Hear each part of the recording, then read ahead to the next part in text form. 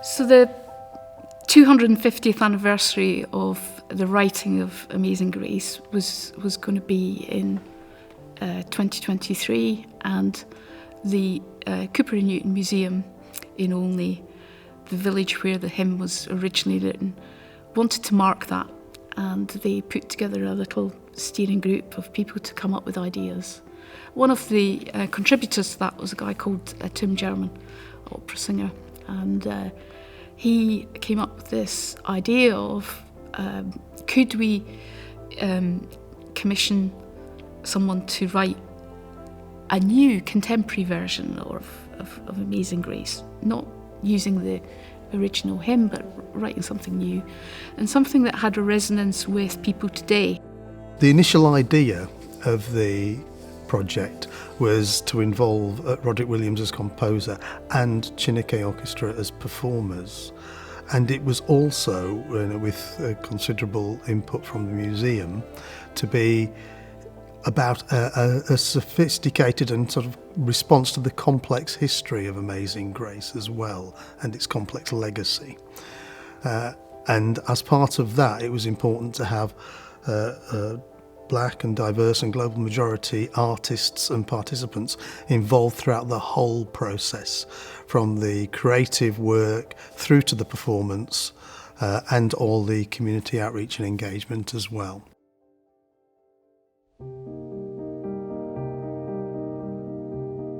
I think the interesting thing for me is responding to this commission as a musician, because I'm attracted to Amazing Grace primarily through the melody. I'm sure that's how a lot of musicians access this. It's such an iconic melody that the whole point of the brief was to commemorate the words and not the melody, which is attached to it much later. We didn't want to tell a story about John Newton specifically. We wanted to tell a story about how people have responded to what he wrote ever since then. I knew I needed help. I knew I needed someone like Romy Smith, and she came straight to my mind. She was just the person to come to Olney, to come to Milton Keynes, and to listen to testimonies from all sorts of different people who have different reactions to the words of Amazing Grace.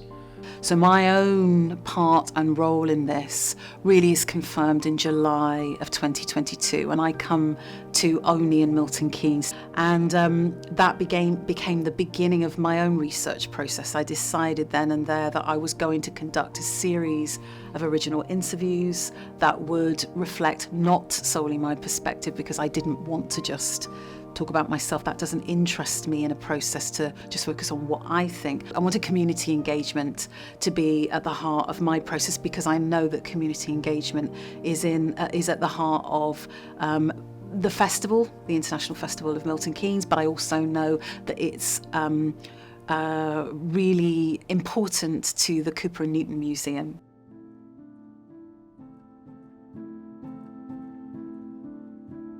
We did a lot of engagement as part of this new work, both with musicians from Chineke going into schools, not only presenting themselves and their work as concert artists, but also doing some creative work with young people as well.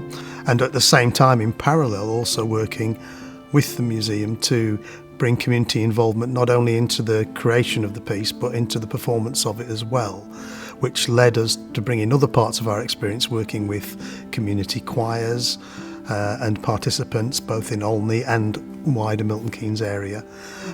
And that enabled us then to work with Craig McLeish, who formed a new choir to specifically take part in the concert, but also to be the core of a community celebration and event of the new work.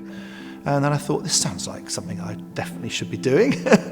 So I did some adverts. I drove around Milton Keynes, dropped leaflets, put things on Facebook, auditioned, and here we are. It's important that we're a nice community together. We look after each other, we talk to each other, support each other's lives are difficult. You know, people come from different places. A lot of people with illnesses and we talk about it. We pray actually together as well.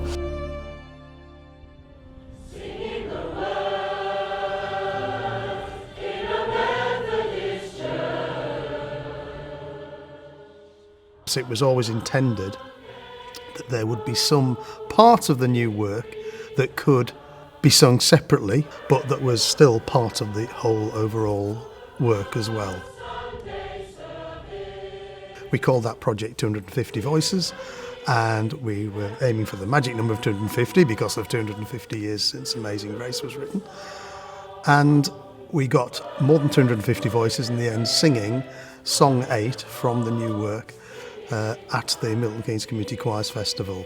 So that was another strand of community involvement, and it sort of launched that work to the wider world as well.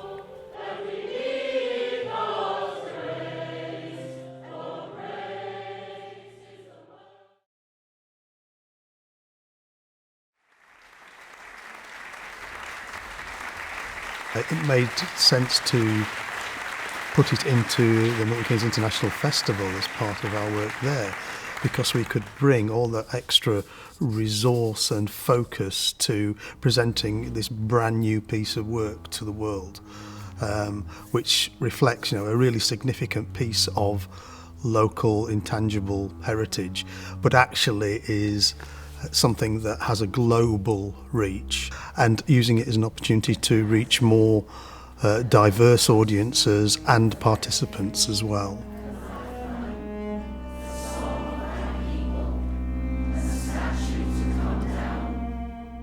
It felt the right thing to do to again have a project that was embedded in the communities of Olney and Milton Keynes, but also one where we could start to use and highlight the work and use that as an opportunity to engage with new audiences for classical music.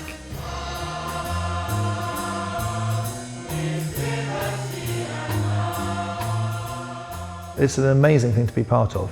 I mean, we are performing in one of the world's leading venues, with one of the world's leading ensembles, with a premiere by one of the world's leading baritones and composers and lyricists. It doesn't get much bigger than that.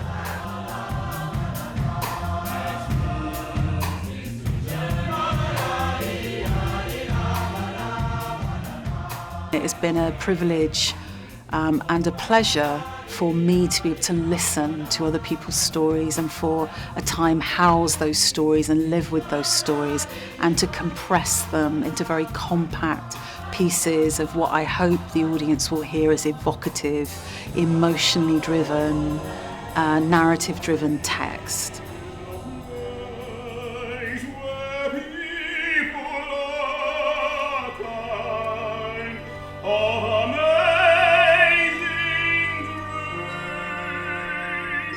Across the 10 movements, with 2 solo voices and with the choir, we explore the voices that Romy has chosen, and I think we stir around the contemporary reactions to the words that came out 250 years ago.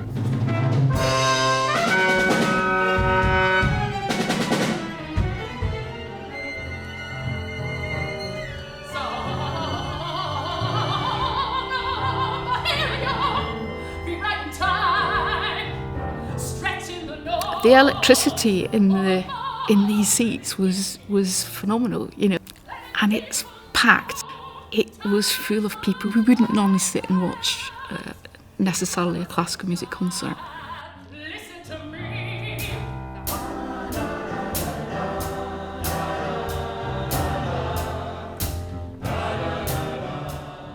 It had made a connection, not just with the people who were actively singing in it, but their families and the people who had come to hear the concert as well.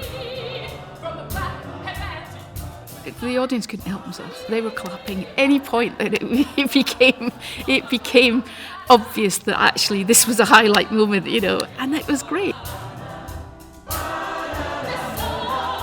We're very, very proud that we were able to support Cooper and Newton's ambition and their original concept to kind of do something that really marked AG 250, and to create a community choir that's going to have a life beyond the festival and beyond that 250th anniversary.